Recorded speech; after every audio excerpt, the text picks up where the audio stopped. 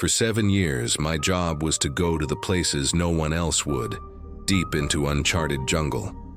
I was a researcher, looking for new species, but I found something else, something ancient. These are the 5 stories of what I saw out there, and how I barely made it back to tell you. I used to believe everything could be explained. My world was all about data, careful observation, and Latin names for things no one had ever cataloged. To me, the jungle was just a big, complicated puzzle waiting to be solved. For years, I went to the most remote corners of the globe, armed with GPS trackers, satellite phones, and all the best gear science could offer. But none of it prepared me for what I found. The jungle has its own rules. It hides things in those deep green shadows, things that laugh at our modern certainties. These stories are my warning. There are some places we were never meant to go. The first time it happened, I was in a part of the Amazon that was just a green smudge on the satellite map. I was there to study a rare orchid that supposedly only bloomed in the canopy of one isolated valley. It took 2 weeks by boat, and then another 4 days of hard trekking with a couple of local guides just to get to the edge of it. From there, I was on my own. The guides were good men, but they got real quiet when I pointed to the wall of trees I was about to enter. They called it the Val dos Susurros, the Valley of Whispers. They said no one goes in and nothing comes out. One of the guides, an old man named Mateo, took me aside. He told me his grandfather had guided a rubber tapper near the valley decades ago. The man, greedy for new trees, went in alone. He stumbled out a week later, his hair stark white, unable to speak. He just pointed into the valley and wept. Mateo looked me in the eye and said, "The jungle speaks everywhere else. In that place, it only watches." I just figured it was local folklore. I thanked them, paid them, and said I'd see them in 10 days. For the first 3 days, it was perfect. The jungle was loud, a constant roaring symphony of insects, birds, and monkeys. It was the sound of life, and it was comforting. I set up my camp in a small clearing and got to work, climbing into the canopy, taking notes, snapping photos. The air was thick and wet, and the light was this deep emerald green. It felt ancient, like I was the first person to ever see it. I remember laughing to myself about Mateo's superstitious warning. My second night, I left my machete stuck in a log by my fire pit. The next morning it was gone from the log and was lying perfectly parallel to my hammock, a mere foot from my head. I dismissed it as a prank by a curious monkey. The change came on the 4th day. I woke up before dawn like I always do, but something was wrong. It was silent, not quiet. Silent. The insects were gone. The birds weren't singing. The constant hum of the jungle had just stopped. The silence was so total it made my ears ring with pressure.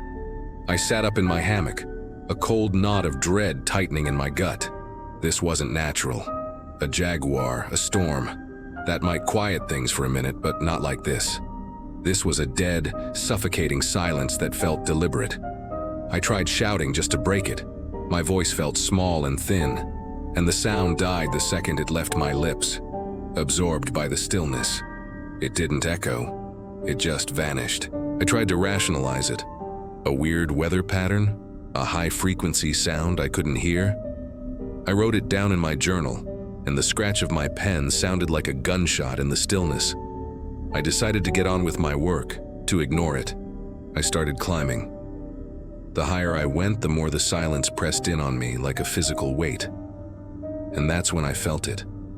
The unmistakable, terrifying feeling of being watched. I've spent most of my adult life in the wild. I know the feeling of a predator's eyes.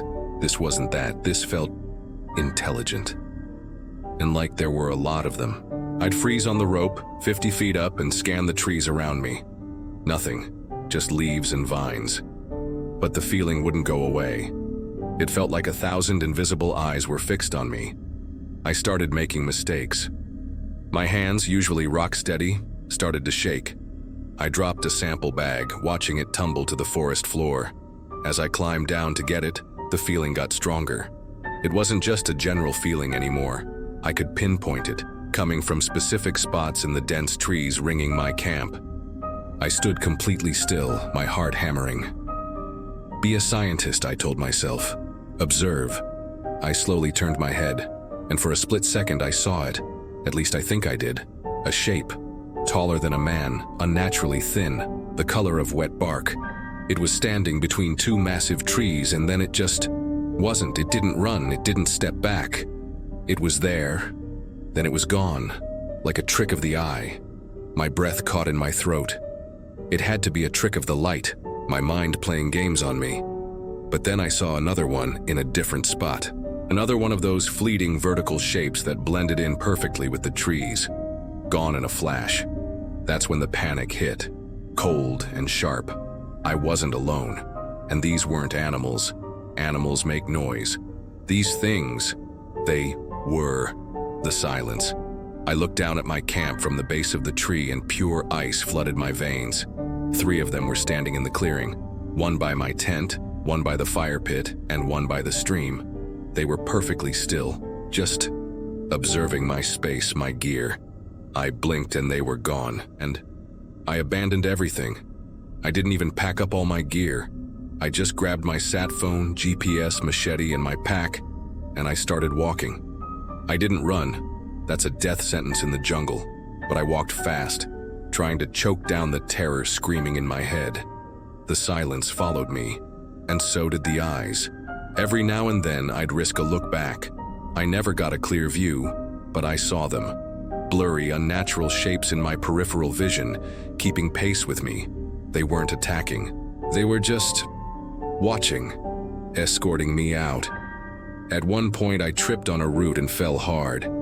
As I scrambled up, I saw one of them standing on the path not 20 feet behind me. It was motionless, its form hard to focus on, like a vertical heat shimmer.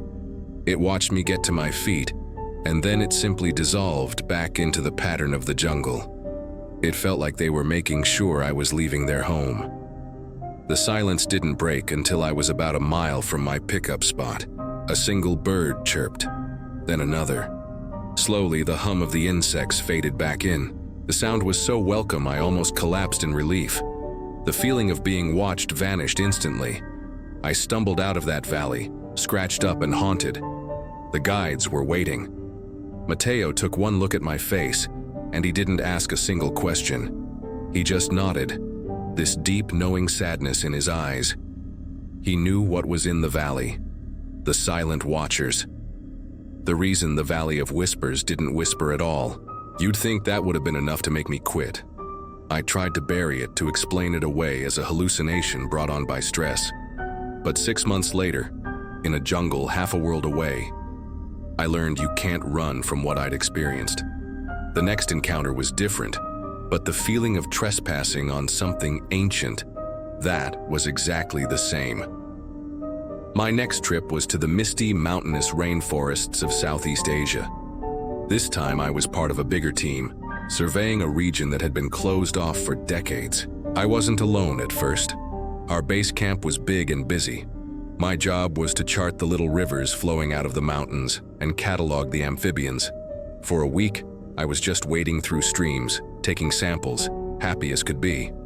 Then I moved to a small solo camp further upstream, closer to the river's source. I was scheduled to be alone for 5 days. The jungle here felt different from the Amazon. Taller trees draped in moss, a constant mist clinging to the ground.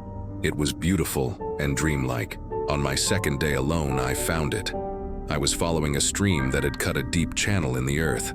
Something caught my eye, a piece of dark stone sticking out of the mud, shaped with an unnatural symmetry. Curiosity got the best of me. I spent almost half an hour carefully digging it out with my hands. It was a small statue, about a foot tall, carved from a heavy black stone I'd never seen before. It was a squatting humanoid figure, but all the details were wrong. It had too many joints in its arms and legs. Its face was just a smooth, blank oval with no features, and its back was covered in carved patterns that seemed to squirm and shift in the light. It wasn't just smooth.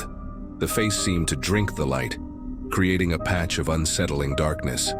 Holding it, it sent this weird, low vibration up my arm that made my skin crawl. It felt wrong, but the scientist in me was ecstatic. This was an incredible archaeological find. I carefully wrapped it in a cloth and put it in my pack. That was my first mistake. That night, things got strange. As darkness fell, the jungle around my tent went quiet. The family of monkeys that had been chattering nearby was gone. I had nightmares about the statue, but in the dream, it was made of flesh. I felt myself inside its stone body, my limbs bending at those impossible angles, my vision a complete void. I was crawling through the mud, pulled toward the scent of my own sleeping form in the tent. I woke up covered in sweat. My camp was messed up. Not like an animal had been through it, it was subtly altered. Sample jars were knocked over, but not broken. My boots, which I'd left right by the tent door, were now 20 feet away, sitting neatly by the stream, and there were tracks in the mud around my tent. Not from any animal I knew. They looked like bird tracks, but with 3 impossibly long, thin toes pointing forward and one pointing back. They were pressed deep into the mud, as if whatever made them was very heavy. I then saw my journal, which I'd left zipped inside the tent. It was now outside, laid open on a rock. On the blank page for that day's entry was a single, perfect, muddy 3-toed print. A cold dread started creeping in. I unwrapped the idol. The patterns on its back seemed sharper now, almost like a map of the valley I was in, with a new mark that pinpointed my exact location. I told myself I was imagining it, but I couldn't shake the feeling that I'd taken something I shouldn't have, that I had been judged and found wanting. The next day, the jungle itself seemed to turn against me. The stream I was following twisted back on itself into an impossible loop. A thick fog rolled in, and I couldn't see more than a few feet. My compass started spinning wildly. My GPS couldn't get a lock. I'm a seasoned navigator, and I was getting hopelessly lost. It was malicious. Vines would snake around my ankles, tripping me. A branch would snap and land inches from my head. The jungle felt alive and angry. It felt like my enemy. By nightfall, I was terrified and completely lost. Those thin 3-toed tracks were everywhere, sometimes appearing right behind me as if something was stalking me. I never saw what made them, but I could hear it. A faint, wet clicking sound, always just out of range of my headlamp. It came from all sides, a chorus of clicks that seemed to be herding me deeper into the fog. I caught a glimpse of movement, a long, glistening black leg, thin as a cane, darting behind a tree. I made a desperate camp and pulled the idol from my pack. It felt warm to the touch now, and the humming vibration was stronger. This wasn't a scientific thought. It was pure animal terror. I knew what I had to do. I had to put it back. I stumbled through the darkness for hours trying to backtrack, guided only by a gut feeling. Finally, I recognized the bend in the stream. The hole I dug was still there. The clicking was closer now, a constant sharp rhythm just on the other side of the water. I didn't look. With a choked sob, I shoved the idol back into the hole and frantically buried it with my bare hands. The second it was covered, the clicking stopped. A final loud crack echoed right behind me, and then silence. The heavy feeling in the air lifted. The fog started to clear. I checked my compass and the needle snapped north. The jungle was quiet, but it was a peaceful quiet now. I didn't sleep. I just waited for dawn and walked out of that valley. It took me less than 2 hours to find the main trail. I'd been walking in circles for a whole day, punished for a crime I didn't understand. I never told the other researchers what happened. How could I? I had no proof. Just the memory of those impossible tracks and the terrifying knowledge that some secrets have guardians. So twice now I'd walked into a place I shouldn't have and barely walked out. My confidence as a scientist was shot. I was just scared. For my next assignment, I picked the Congo Basin. I thought I'd be safer studying chimps in a more established research area. I couldn't have been more wrong. Our next story is about a creature that simply shouldn't exist. The Congo Basin is the heart of Africa, a sprawling, untamed wilderness. I was there to study a group of chimpanzees in the Ituri rainforest, a place where the trees are so tall they create a permanent twilight on the ground. The nights there are a special kind of dark, an absolute, ink-black darkness that just swallows light. For a few weeks, the work was amazing. I was getting great data on the chimps, but then they started getting agitated. Their normal calls turned into sharp, panicked screams.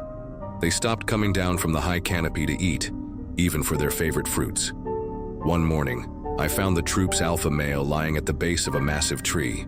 There were no marks on him, no signs of a fight or a fall. He was just dead, his face frozen in an expression of absolute mind-shattering terror. I figured it was a leopard, a big one, but I spent days looking and couldn't find any tracks. The chimps weren't just wary, they were terrified of something else. Then my own camp got weird.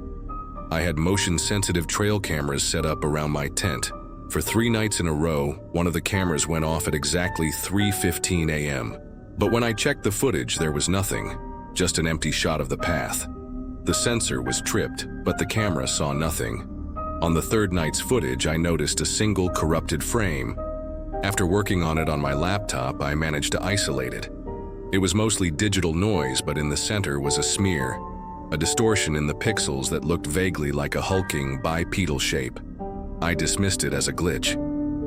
On the 4th night, I decided to wait up. I sat in my dark tent, door zipped open just a crack, watching that path. Around 3 a.m., the forest went dead silent, just like in the Amazon. My heart started pounding. I knew that silence. I knew that feeling of waiting for something terrible. At 3:14 a.m., I saw it. It wasn't an animal, it was a shape, a patch of darkness that was somehow darker than the starless night around it. It was huge, shaped vaguely like a gorilla, but it moved with a silent, liquid grace that was completely unnatural. It had no face, no eyes, no features at all. It was a hole in the world in the shape of a beast, a shadow given physical form. As it drifted past my tent, the air grew frigid, and a wave of profound hopelessness washed over me. It wasn't just fear. It was the feeling that life and warmth and light were meaningless concepts. It drifted past my tent, not making a single sound on the dead leaves. As it passed the camera, I heard the soft click of the sensor. The beast stopped. It turned its featureless head, its form seeming to ripple at the edges like smoke, and looked right at the camera's tiny, blinking red light. It had to have sensed me in the tent, but it ignored me. It was focused on the technology. I was frozen, so terrified I felt like my blood was turning to ice.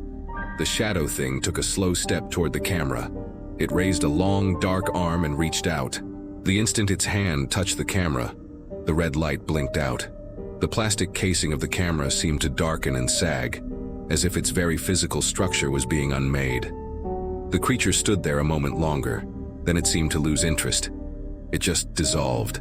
It broke apart into black wisps and faded into the night. The next morning, my hands were shaking as I went to check the camera. It was dead. Not broken, just dead. The batteries were still full, but the electronics were completely fried. It felt strangely cold to the touch. The memory card was wiped clean, as if it had been passed through a powerful magnetic field. While packing my gear to radio for extraction, I reached for my metal canteen inside my tent. I recoiled. There was a perfect handprint pressed into the metal, the shape of a long, four-fingered hand. The metal within the print was the same dull, cold black as the camera casing. It had been inside my tent. I knew then what the chimps were afraid of. It wasn't a predator of flesh and blood. It was this thing, this shadow beast that walked the forest in the deepest hour of the night. What was the point of my research when that was out there? I radioed for an early extraction. I told them it was a family emergency. I didn't care if they believed me. As the helicopter lifted off, I looked down at that endless sea of green. So peaceful from above. But I knew what walked beneath it. A silent, impossible beast that broke every law of nature I'd ever known. After the Congo, I was starting to lose my grip. The line between science and something else was blurring. My work wasn't about biology anymore. It was about survival. My next trip took me to an island in Indonesia shrouded in legend, a place where the barrier between our world and the next is said to be paper thin. There, I didn't find a monster. I found a memory that never ended. There's an island in the Indonesian archipelago that locals only talk about in hushed tones. On the maps, it's just an uninhabited nature preserve. But the fishermen, they tell stories about the hantu orang hilang, the ghosts of the lost people. They say a whole tribe was wiped out on that island a century ago. A disease, a storm, no one's sure. They just say the people died, but they never left. That legend is what drew me there. I had become a collector of these impossible experiences, trying to make sense of what was happening to me. I hired a boat, but the captain refused to stay. He dropped me and my gear on the beach and looked at me like I was already dead. He promised to be back in a week. The island was beautiful, but it was unsettling. Too perfect, too quiet. There were no large animals, no snakes, no lizards. The birds sang, but their songs all sounded sad and incomplete. More than that, there was no decay. Fallen flowers remained vibrant, dead logs didn't rot, and there were no insects to be found. It was a place trapped in amber, outside the normal cycle of life and death. On the third day, I found what I was looking for. In a large clearing in the center of the island stood a ring of massive weathered stones. In the center was a flat, altar-like rock. The air in that clearing felt heavy with a profound, ancient grief. This is where they had lived. This is where they had died. That night, back at my camp near the beach, I heard it. A faint, haunting melody on the wind. It was a chorus of voices singing a sorrowful, longing song in a language I'd never heard. It was heartbreakingly beautiful. I grabbed my audio recorder and my headlamp and followed the sound back to the stone circle. As I got closer, the song grew louder, clearer. It seemed to tell a story without words, a feeling narrative of a fever, a great storm, and a final, desperate ritual. And then I saw them. Inside the ring of stones, dozens of shimmering, translucent figures were dancing in a slow, mournful circle. Men, women, children. They looked like heat haze given human form, their bodies flickering and swaying. They were the lost tribe. They were the ghosts. I hid in the trees, my scientific brain completely short-circuiting. This was impossible, but there it was. I wasn't scared, not at first. I was mesmerized. The song washed over me, a wave of pure loss and pain that resonated deep in my own soul. I lifted my audio recorder and pressed record, but the meter didn't move. All it picked up was the sound of the wind in the trees. They were visible to my eyes and audible to my ears, but my technology couldn't perceive them at all. I watched for hours until just before dawn. As the sky began to lighten, they began to fade, their song softening to a whisper, then silence. They were gone. The next night I went back. They were there, dancing their endless, sad dance. But this time something changed. One of the figures, a young woman with long hair made of mist, turned her head and looked right at me. Her face was a blur, but I felt her gaze like a physical touch. She raised a shimmering arm and beckoned to me. "Join us." The words weren't spoken, but I heard them in my mind, as clear as day. A vision flooded my senses, me, but translucent and shimmering, dancing with her in the circle. I felt a profound peace, a release from all the fear and trauma I carried. For a moment I wanted it more than anything. The ghostly woman beckoned again, a silent, desperate plea. The pull was magnetic. It felt like an end to all my fear and striving. And that's what terrified me. This wasn't life, it was a beautiful, tragic trap. The locals had said lone travelers were sometimes drawn to the song and were never seen again. They didn't die. They joined the dance. With every ounce of willpower I had, I took a step back. As I did, the entire dynamic in the circle shifted. The sorrowful song twisted, developing an undercurrent of sharp, frustrated anger. The dance became frantic, the figures swirling like a gathering storm. The woman's pleading gesture became a grasping claw. I turned and ran, the melody now a discordant shriek that tried to pull me back, wrapping around me like a net. I didn't stop until I reached my camp. For the next 4 days, I didn't leave the beach, fighting the urge to go back to that song. When the captain returned, he found me gaunt and hollow-eyed. He just helped me onto the boat. and we left the island of the singing ghosts behind. After the island, that was it for me. I was done. I quit my job and tried to live a normal life, teaching at a university. But the jungle wasn't done with me. The final story, the one that truly broke me, didn't happen in some uncharted hellscape. It happened somewhere I thought was safe. For 2 years, I almost pulled it off. I was a professor of rainforest ecology. I taught students about biodiversity and never once mentioned the darkness I'd seen. Then, a colleague had to back out of leading a week-long student trip to a well-known biological reserve in Central America. It was a tame jungle, with marked trails and ranger stations, a safe jungle. He asked me to go. I thought maybe, if I went back to a place so controlled, I could prove to myself it was all in my head. It was the worst mistake of my life. The first few days were fine, normal. On the 5th day, I gave the students the afternoon off and decided to take a short solo hike on a trail I knew like the back of my hand. The Waterfall Loop, a simple 3-mile trail.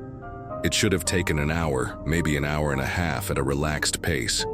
I set off around 2 p.m. I got to the waterfall, sat for a few minutes, and checked my watch. 2:45 p.m. I started on the return leg. The path was clear, but after walking for 30 minutes, I realized I didn't recognize anything. I checked my compass. It was pointing north, but my GPS was dead, no signal. Then I broke through the trees into a clearing, and my blood ran cold.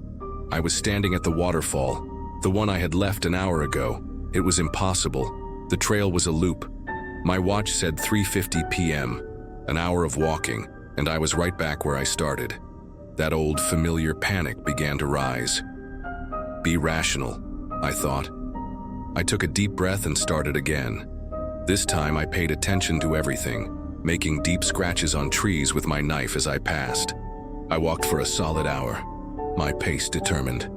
And then I heard it, the sound of falling water.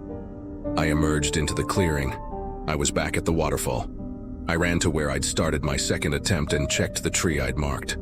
The bark was smooth, untouched. It was as if I'd never been there. I looked at my watch. It read 2:45 p.m. No. I pulled out my digital backup watch, 2:45 p.m. My phone's clock said the same. Time hadn't just stopped. It had reset. I was trapped. This was a new kind of horror. It wasn't a creature I could run from. It was reality itself breaking apart. I tried again, and again. Each time something was different. One loop, a strange carving of a multi-jointed figure appeared on the rock by the water. The next, the sound of the waterfall twisted into mocking laughter. I tried sprinting down the path, collapsed, and looked up to see myself standing across the clearing, my back to me, just staring at the water. I shouted, and my double shimmered and vanished. I looked at my watch. 2:45 p.m. My sanity was fraying, each loop chipping away another piece. The jungle felt like it was playing with me, torturing me in a cage built of time. I gave up. I just sat by the water, a broken man, waiting to live the same hour over and over until I died. And then, one of my graduate students, Anna, appeared at the edge of the clearing. "Professor?" she called out, looking concerned. "Are you all right? You've been gone almost an hour." I just stared at her, unable to process her presence. I looked at my watch. It read 3:40 p.m. Time was moving again. The loop was broken. Anna rushed over, asking what was wrong. I just pointed a shaking finger at the trail I'd come from. She looked at me, confused. "Professor," she said gently, "the trail doesn't go that way. That's just dense jungle. The loop trail is over here." She pointed in the opposite direction. I had been walking into a solid wall of jungle, over and over, hallucinating a path that wasn't there. Or had the path been there, just for me? As Anna helped me up, I glanced back at the waterfall one last time. For just an instant, standing by the water's edge in the spot my double had been, I saw a tall, impossibly thin shape the color of wet bark. It watched me for a second before melting back into the trees. It was one of the silent watchers from the Amazon. I'll never know if it was real or a final hallucination, but I know that I didn't get lost. I was led astray, and I was shown that the darkness wasn't just in the uncharted places. It was everywhere, and it remembered me. I never went back. I left my career, my life's work. These 5 stories are just a few of the strange things I saw, but they're the ones that broke me. They prove to me that we live on a thin, fragile crust of scientific certainty, and just beneath it is an abyss of things we will never understand. There are things in the wild places, deep in the shadows, that are ancient, powerful, and not our friends. We aren't meant to disturb them, and we are certainly not meant to comprehend them. If these stories are giving you the same chill they still give me, a like on the video lets me know you want to hear more of what's hiding out there. It also helps to know I'm not the only one who believes there are things in this world we just can't explain. If you have your own story of an encounter with the unexplained, please share it in the comments below. Reading them helps me know that I'm not alone in what I've seen. And maybe you'll see that you're not alone either. Thank you for listening. Stay safe and be careful when you stray from the path. You never know what might be waiting for you to get lost.